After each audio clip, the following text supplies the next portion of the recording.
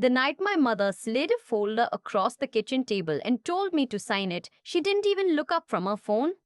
"It's just paperwork," she said. "Nothing major." I was sitting as sad run working up over lunch. Teen sad renewed, sending money home every other month because my parents asked me to, because that's what you do when you love your family. I picked up the folder. Inside was a deed transfer for the condo my grandmother had left me, the one she'd specifically written my name into her will for, the one my dad had promised he was just holding on to until the legal stuff cleared. It was being signed over to my sister. I put the folder back down. My hands were completely steady. I don't know why I remember that detail, but I do. My hands didn't shake at all. My name is Ren. I'm 31 now, and this is the story of the night my family showed me exactly who they were and the night my husband showed me who he was too. I grew up in a house where love had conditions, and the conditions mostly apply to me. My sister Faye is 4 years younger and has been the center of the family's universe since the day she was born. I don't say that with bitterness anymore. I've done enough therapy to say it plainly, like a fact. The sky is blue, water is wet. Faye was the favorite. My parents never tried to hide it. They didn't think they needed to. Faye cried. Things got fixed. Faye wanted something. The family found a way. When she failed her junior year of high school, my parents hired 3 tutors and threw a small party when she passed her makeup exams. When I graduated summa cum laude from nursing school, my mom said, "See, you've always been the strong one," and went back to planning Faye's birthday dinner. The strong one? That's a thing parents say when they don't want to feel guilty about neglecting a child. I've since learned that too.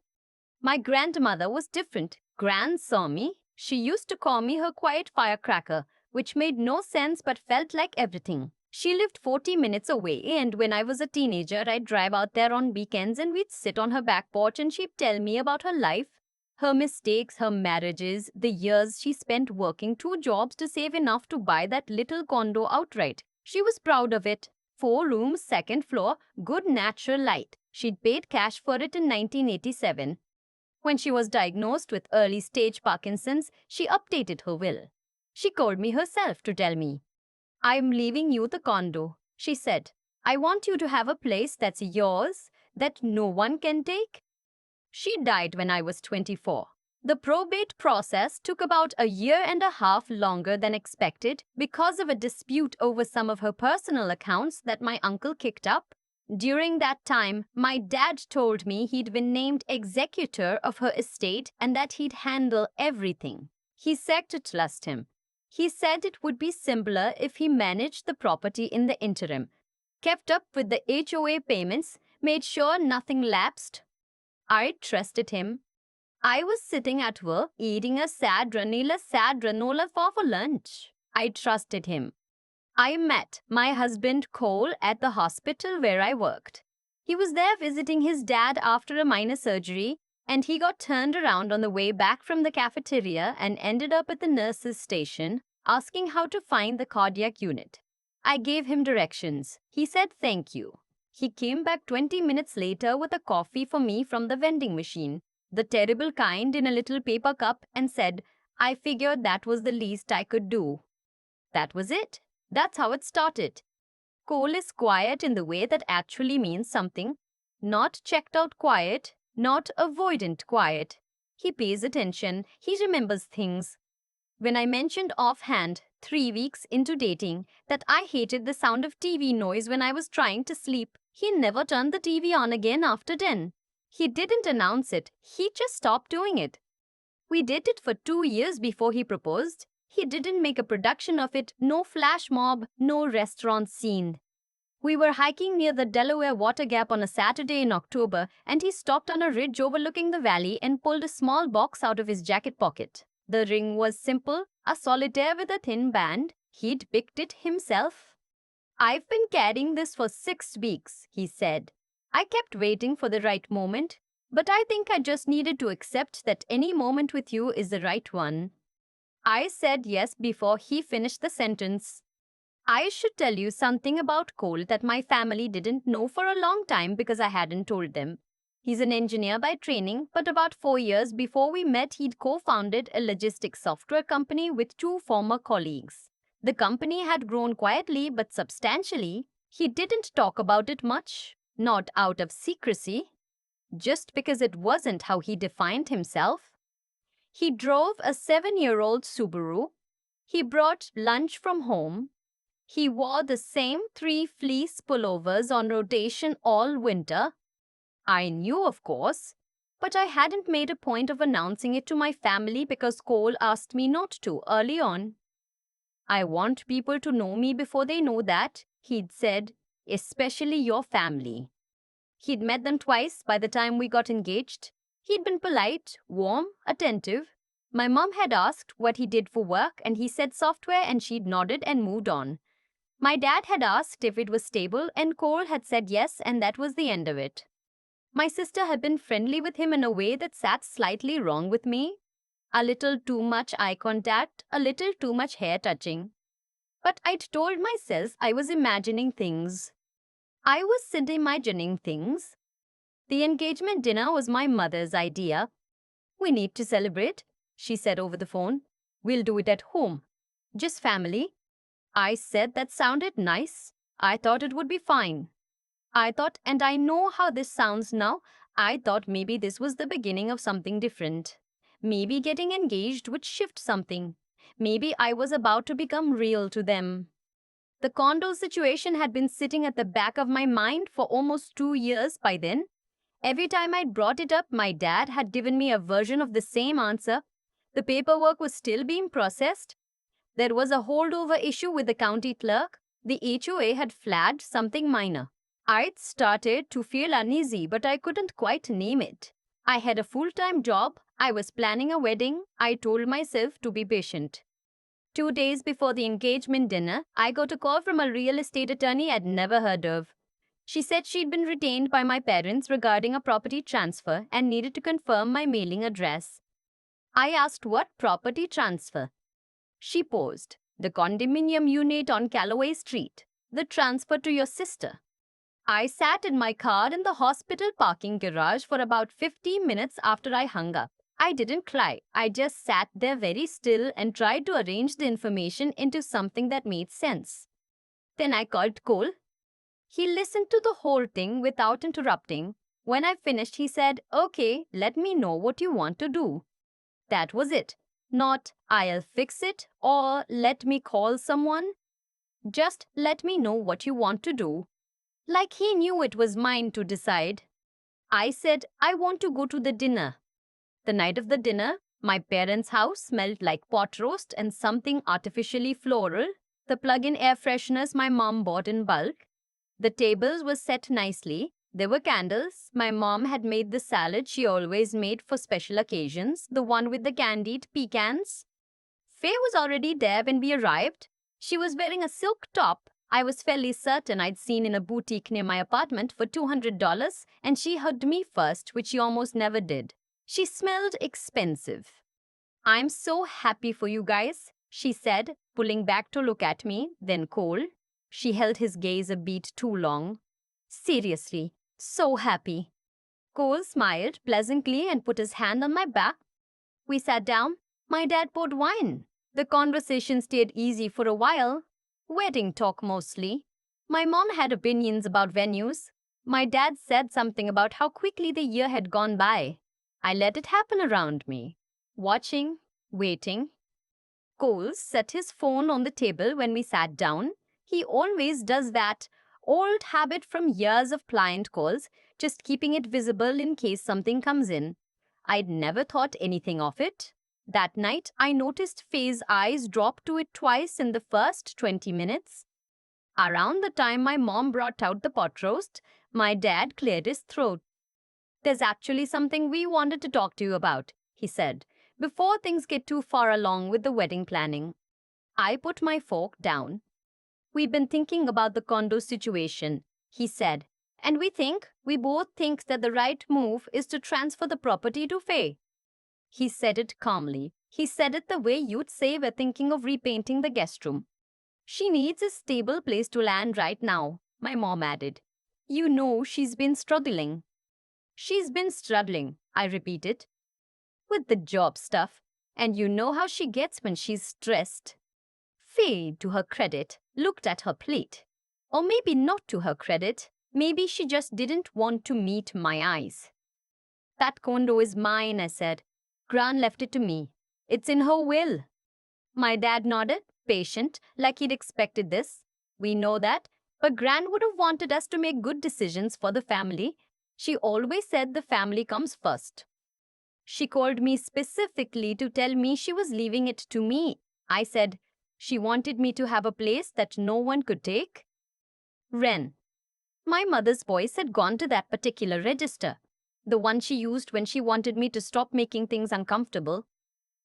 Faye doesn't have your resources. You have Cole now. You'll be fine. There it was. The thing they'd actually been thinking. You have Cole now.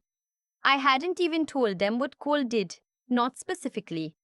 But they knew he worked in software. They knew he drove a sensible car and seemed calm and competent. And somewhere they'd decided that was enough to write me off. Faye looked up then, not at me, at Cole. I'm sure you understand, she said, and her voice was softer than her normal voice, aimed directly at him. It's just that I've had a really hard couple of years. Cole looked at her for a moment. He looked at me. He looked back at my parents. Then he leaned forward slightly, picked up his phone from the table and said, Would it be all right if I look something up real quick? There's an email I need to check before end of business. My dad said sure. My mom said of course. Cole opened his phone. He spent about 30 seconds doing something and then he set it face up on the table between us, turned slightly toward my parents. I could see the screen from where I sat. It was his company's website, the investor page, specifically with the company valuation and his name listed as co-founder. He didn't say anything about it. He just left it there. And then he turned to my parents and said, I want to make sure I understand the situation clearly. Then's grandmother left her a specific property in her will. You've been acting as executor this whole time. And now you're telling her at an engagement dinner that you've decided to redirect that inheritance to her sister because Ren, in your estimation, doesn't need it. My dad started to say something. Cole kept going, still calm. I'm not asking about the legal piece right now. I'm asking whether that's actually what's happening. The room was very quiet. My mom's eyes had drifted to the phone on the table. I watched her take in whatever she was reading. I watched her expression shift, not quite embarrassment. Something more complicated than that. Recalculation. Faye had gone very still. My dad said, It's more complicated than you're making it sound. It might be, Cole said. But it starts with what I just described, right? No one answered him. I'd spent a lot of my life waiting for someone in my family to see what was happening clearly and say something. I used to think that if I was patient enough, if I kept showing up, kept being the strong one of them would eventually turn around and go, Wait, this isn't fair. I was sitting at work, eating a sad granula for lunch, when my dad admitted he treated me differently, when my mom said she was sorry, where Faye acknowledged that she had taken things that weren't hers. None of those conversations happened that night, but something else did. Faye knocked over her wine glass, reaching for her napkin. The red spread across the white tablecloth and everyone moved at once. And in the chaos of sopping it up and my mom going for paper towels, something broke in the air of the room. By the time we were all back in our seats, no one seemed to know how to return to where we'd been. My dad tried to restart the conversation. He said the property transfer wasn't final, that there was still time to discuss it. Cole said that was good to hear. I said I'd be talking to my own attorney. My dad looked surprised, like it hadn't occurred to him I would do that. We left an hour later. My mom hugged me at the door and said she hoped I understood they were just trying to do right by both their daughters. I didn't say anything. Cole shook my dad's hand and thanked him for dinner. In the car, I waited until we were 2 blocks away before I started to cry. Not the big, heaving kind. The quiet kind. The kind that had been waiting for a long time. Cole drove without saying anything for a few minutes. Then he said, I'm proud of you. For what? I said, I didn't do anything. You didn't pretend, he said. That's something. I hired an attorney that week. Her name isn't important, but she was thorough. The short version, my grandmother's will was unambiguous. The condo was mine. The property transfer my parents had initiated was incomplete and had been done without my knowledge or signature, which created real legal problems for them. My dad had overstepped his role as executor significantly. There was a conversation with a probate judge. There were a few very unpleasant phone calls. I got the condo. I was sitting at work eating a sad granola bar for lunch when my phone buzzed, which I didn't pay an attorney for but cost me plenty anyway.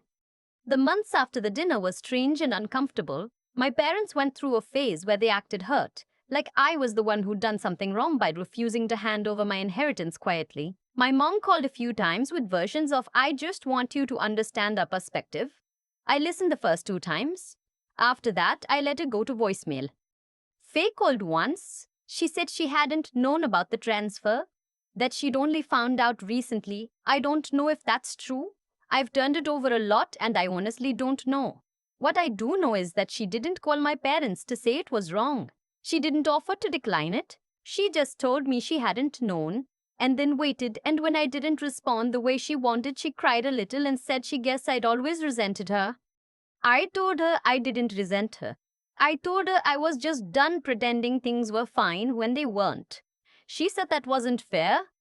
I said I didn't really need things to be fair anymore. I needed them to be honest. That was the last real conversation we had. Cole and I got married on a Saturday in April the following spring. 43 people. A small venue outside of Princeton, a converted old barn with string lights and wood floors, and a caterer my coworker had recommended. We wrote our own vows. Mine were embarrassingly simple in the end. I'd spent weeks trying to write something beautiful and layered and meaningful, and the morning of the wedding, I looked at what I'd written and crossed most of it out and wrote 6 sentences instead. I said, I used to think being loved meant being managed. It took me a long time to understand the difference. You never tried to manage me. You just showed up and paid attention and stayed. I want to do that for you every day for the rest of my life. You are the only family I ever chose. There were no bridesmaids, no family seated in the front row. My maid of honor was my best friend from nursing school who flew in from Portland and cried through the whole ceremony and apologized about it twice. Cole's side had his parents, his brother, a handful of colleagues. My parents were not invited. That was the decision people ask me about the most when I tell this story. Was it too harsh? Did I regret it? My therapist asked me to sit with it for a while before I made it final. I did. I sat with it for 4 months. And what I kept coming back to was this. The engagement dinner wasn't the moment they'd failed me. It was just the moment I finally saw it clearly. They had been making the same choices my whole life. They would keep making them. Inviting them to my wedding wouldn't change that. It would just mean I'd be looking over my shoulder at my own reception, waiting for something. I didn't want to do that. I sent them a card, handwritten, civil. I said the wedding would be small and immediate family only, by which I meant Cole's family, and that I hoped we could find a way to a better relationship in time. My mom texted me 9 times between then and the wedding. I answered some of them. My dad never responded at all. Cole and I live in the condo now. We renovated the kitchen the year after the wedding. New counters, new light fixtures, the floor-to-ceiling shielding my grandmother always said the unit needed. I kept her armchair in the corner of the living room. The fabric is worn at both armrests, and I've been meaning to get it reupholstered for 2 years, but I never quite do it. I like it the way it is. I still work at the hospital. I'm in charge of training new nurses on our unit now, which I didn't expect but turns out to be the part of the job I love most. There's something about that, about being the person who helps someone see what they're capable of, that feels like it matters in a way I can't fully articulate. My mom reached out 6 months ago. She asked if we could have coffee. I said I'd think about it. I'm still thinking about it. I'm not sure what I want that conversation to look like or whether I'm ready for it to happen. Some days I think I am. Other days I think about the folder sliding across the kitchen table and the way she didn't look up from her phone. And I think, not yet. Faye got married last year. I found out through a cousin. I hope she's happy. I mean that without any edge. I genuinely hope she has a good life. I just don't need to be in it to wish that for her. My grandmother had a saying she used sometimes when she was talking about her own hard choices, the ones she'd made in her 40s when she finally left her first marriage. You can love someone your whole life and still decide they don't get access to yours. I didn't understand that when she first said it. I do now. Cole was reading on the couch last Sunday while I was on the phone with a colleague about a policy change at work. When I hung up, he didn't ask what the call was about. He just looked up, checked my face, and went back to his book. Not because he didn't care, because he could tell I was fine. That's the thing about being truly seen. It's not about someone always having the right words. It's about not having to explain your face. I grew up thinking that was too much to ask for. I was wrong about that. I was wrong about a lot of things, and I'm genuinely okay with that. Because getting it wrong was how I figured out what right actually looked like. Gran wanted me to have a place no one could take. In the end, I got more than one. I keep coming back to the folder, the way it slid across the table, the way my mother didn't look up. For a long time, I thought the hardest part of that night was what my parents did. But sitting with it now, I think the hardest part was realizing it wasn't a surprise. Not really.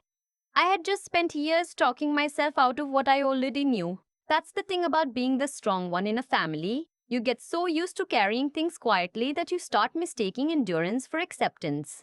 You tell yourself patience is a virtue and keep showing up and keep sending money home and keep believing that one day the people who are supposed to see you will finally turn around and look. What I've learned, slowly, imperfectly, is that choices compound. My parents made small choices for years to look away, to smooth things over, to give Faye what she wanted and call it keeping the peace. Each one felt minor. Together, they built something.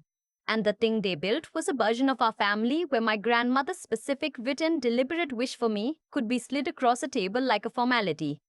Actions don't exist in isolation, they accumulate, and eventually they become the story other people have to live inside. Cole understood that without me having to explain it. He didn't storm or lecture or threaten. He asked a clear question and left the truth visible on the table between us. That's what real clarity looks like. Not volume, not drama, just the willingness to name what's actually happening and let it sit there until everyone in the room has to reckon with it. He'd spent years building something real and quiet, and when the moment came, he didn't perform it. He simply showed it. That kind of steadiness doesn't come from luck. It comes from knowing who you are before anyone else tells you.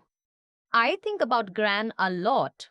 She was not a perfect person. She'd be the first to tell you that, usually before you asked. But she had a particular kind of intelligence that had nothing to do with schooling. She understood that real security wasn't something anyone could hand you. It had to be built by you. From choices made when no one was watching, from work done before the reward was visible. She bought that condo one paycheck at a time. She wrote my name in her will because she believed I was someone who would understand what it meant to make a thing yours and protect it. I didn't phone learn to stand that until I had to fight for it. What I want to say to anyone who recognizes themselves in this story is that the strength you've been quietly accused of having is not a reason for the people who love you to ask less of themselves. Being capable does not mean being available for whatever someone else decides to take. Knowing that isn't bitterness, it's clarity. And clarity, I found, is something you build the same way Gran built her savings, a little at a time, from honest choices in the direction of who you actually want to be. The condo has good light in the mornings. I drink my coffee in Gran's armchair and I think about how she said she wanted me to have a place no one could take. She was right, and it turns out she was talking about more than the condo.